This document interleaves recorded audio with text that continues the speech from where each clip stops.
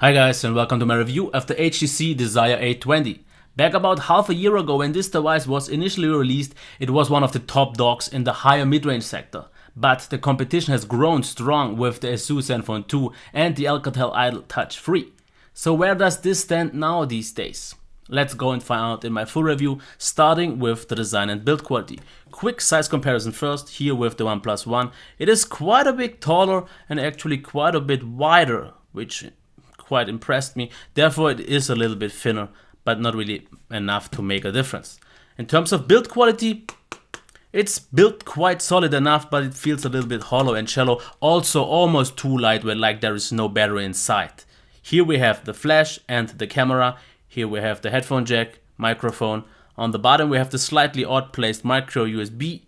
And here on the side, on the right side, we have the power button and volume rocker that are placed a little bit too high in my experience because I would wish for them to be here. And even though they sound quite clicky, the tactile feedback is that feels a little bit mushy and just not right, but still okay. Like I said once again, it is quite a big device, as you can see here, quite big bezels all around the sides, and even for a 5.5 inch it just feels huge and it doesn't really feel premium, almost like a toy, mostly because of this plastic.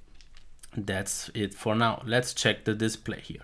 We have a 720p 5.5 inch IPS display, and I have no issues with the resolution itself because everything still seems sharp enough, no complaints here at all. And as you can also see here, it's a very bright display, so outdoor visibility was quite good. The white level here, as you can see as well, very nice, no complaints, not too warm, not too cold. The black levels could be a little bit deeper, everything seems a little bit brightened up, no details get lost, but the contrast ratio could be a bit better, and the colors, they seem a little bit undersaturated in some certain situations. Overall quite okay. If you are used to more saturated displays though, then this is maybe not the right one for you, but it is still a very nice display, but just 720p, and these days we already have competitors with 1080p displays for the same price, so let's keep that in mind and check the sound.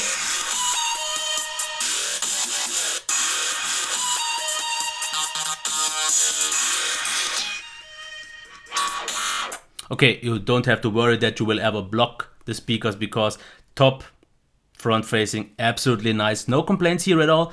But if we see it as a boom sound speaker system, then I'm not super happy, because from boom sound I would expect a little bit more of a richer sound, a little bit more of volume, even though even the M9 doesn't have the loudest speaker. So definitely not on an Nexus 6 level, not on an M8 or M9 level. But if you compare it with pretty much everything else, like the OnePlus One, the Sony Xperia Z3, or anything with a backfiring or bottom firing speaker, this still is a great one and no complaints. It could be better, but it is definitely more than good enough. Okay, let's check the performance here with a Twitter app.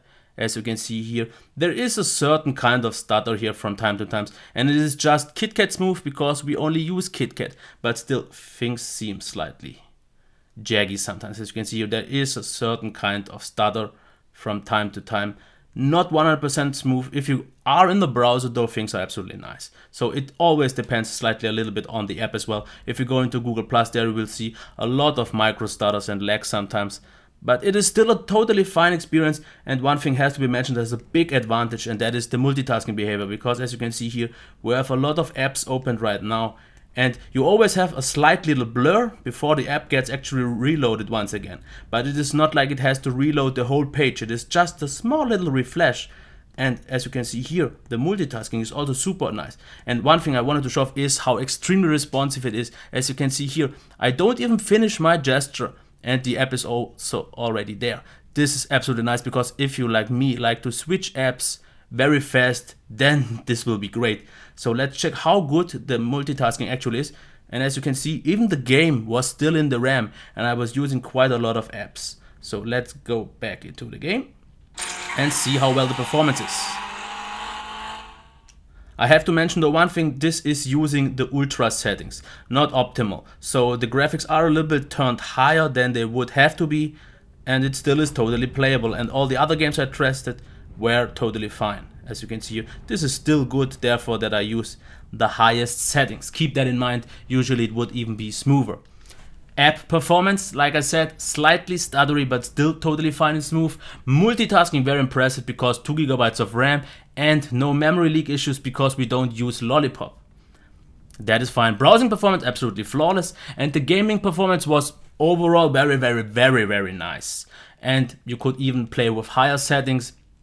So here, not perfectly flagship level, but still totally fine. And let's get to the software actually right now. Usually I do the battery life, but I wanted to check the software just so you can see we have 4.4.4.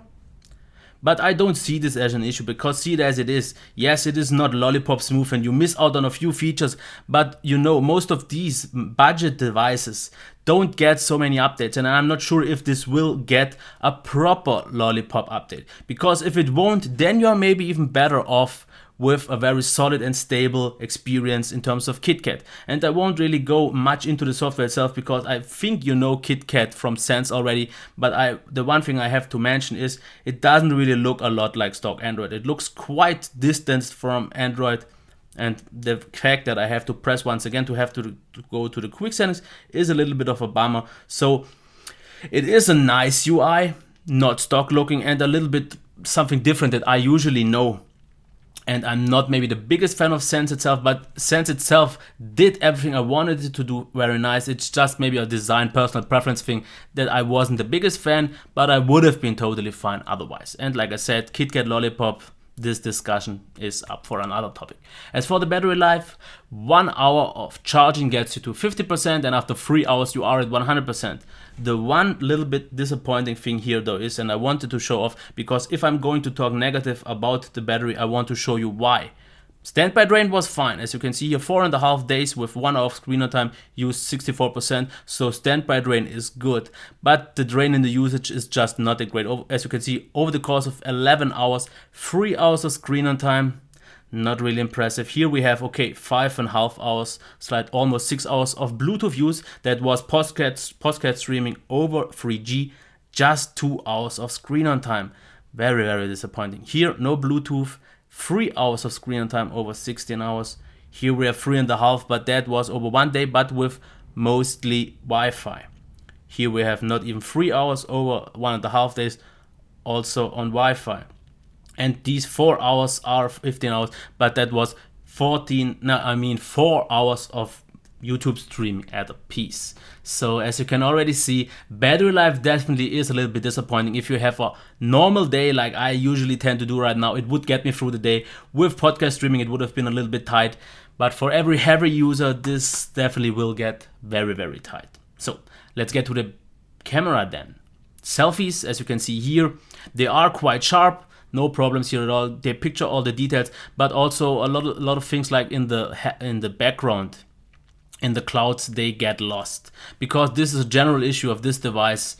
The overexposure is more than obvious. Things, if a white background like the clouds and so on are visible, just get overblown and everything then looks just a little bit odd. Otherwise it would have been sharp, it would have been detailed, colors look quite natural, a little bit undersaturated in my experience, but it is the overexposure that is just more than obvious, and I don't really want to get more into that.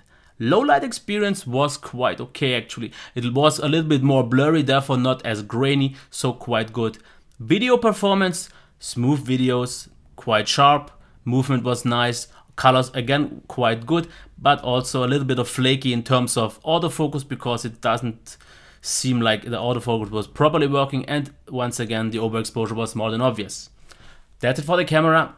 Not a great camera, but it would have been good enough for me, but it was the overexposure that you could maybe fix in manual mode. The manual mode features, if you can once again quickly check them, they are okay, I would say, because you have auto, you have different modes, you have ISO, you have EV, that is for exposure, auto white balance, so you get a quite good manual mode, but I just don't want to use it, especially if this is a budget phone. It is mostly made for mainstream people, and they just, for example, I don't know anyone who uses manual mode. They all just take out their phone, snap a picture, and I want to have it as hassle-free as possible, and with this one, at least if you don't care about exposure, it's fine. Let's get to the recap then. Design and build quality, no real issues, but just not impressed because it is very huge, feels almost too lightweight and just big and a bit like a toy. The display is very nice. Qualities are good. It looks a little bit pale sometimes, therefore very bright, and overall good, but it is just a 720p displays in times where we already have 1080p's. Not that I would have an issue with 720p. Sound on a very, very high level, but just not on the very best. It is a little bit shallow, and it is a little bit just maybe not loud enough. But once again, complaining on a high level because still front facing and loud, good experience.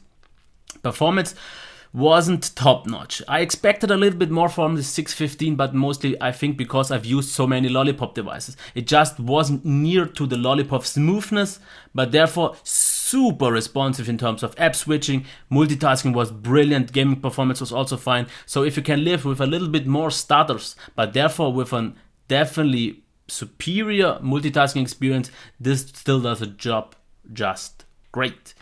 As for the battery life, a little bit disappointed. Maybe 3 hours in normal use. I would have definitely wished for more. Software was good. Not my personal taste. It just looked a little bit too colorful. Okay, now everyone could say it doesn't look Samsung powerful, but even Samsung these days actually looks more like stock Android. I think this is mostly still on KitKat. If this would have been used Lollipop, I haven't seen sense with Lollipop so far. And the camera would have been a nice camera, but it is far from a great camera, mostly because of the exposure. So this leads me to the end. Would I recommend it?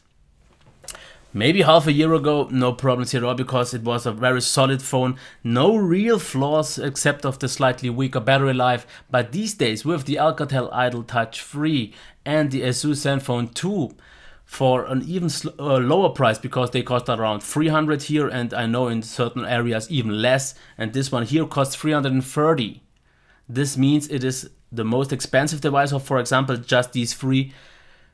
No 1080p, lower camera, and so on. So if you get it on a good price, maybe 200, 250, and are okay with the specs, want a good sound, even though the Alcatel seems to have a very good sound as well, then it is still a good phone. But I think in 2015, late 2015 already, you can get more for less money, or at least for the same amount of money.